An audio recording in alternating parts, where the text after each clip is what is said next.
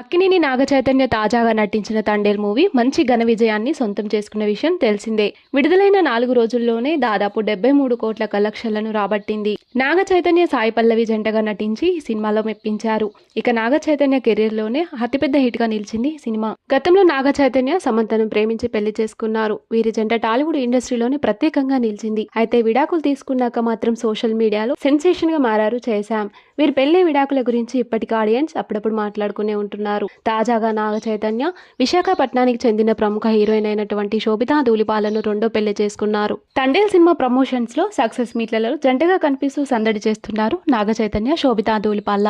ఇక తాజాగా Naga Chaitanya Thandel movie T shirt ను ధరించి తన వంతు మద్దతుగా మూవీ ప్రమోషన్స్ లో కూడా మొదలు పెట్టింది శోభిత. దానికి చైతన్య కూడా ఆమెపై తన ప్రేమను వ్యక్తం చేస్తూ వస్తున్నాడు. ఇటువంటి తరుణంలో సమంత పెట్టిన లేటెస్ట్ పోస్ట్ ఒకటి నాగచైతన్య శోభితాలకు మెసేజ్ గా మారిందంటున్నారు నెటిజన్లు. ఒక మనిషిగా నువ్వు కేవలం జీవించడం లేదు, నువ్వు మారుతూ ఉన్నావు. ఇది ఎప్పటికీ జరిగే ప్రక్రియ, ఏదీ శాశ్వతం కాదు. నువ్వు ఎలా ఉండాలనుకుంటే అలా ఉండొచ్చు అంటూ ఒక కోట్ ను తన ఇన్స్టాగ్రామ్ స్టోరీస్ లో షేర్ చేసింది సమంత. దీన్ని బట్టి చూస్తే ఈ పోస్ట్ నాగచైతన్య శోభితాలకు సంబంధించి పెట్టిందంటున్నారు నెటిజన్లు. అయితే రీసెంట్ గా తండేల్ మూవీ ప్రమోషన్స్ లో పాల్గొన్న నాగచైతన్య మొదటిసారి తనకు సమంతకు జరిగిన విడాకుల గురించి పలు విషయాలను పంచుకున్నాడు.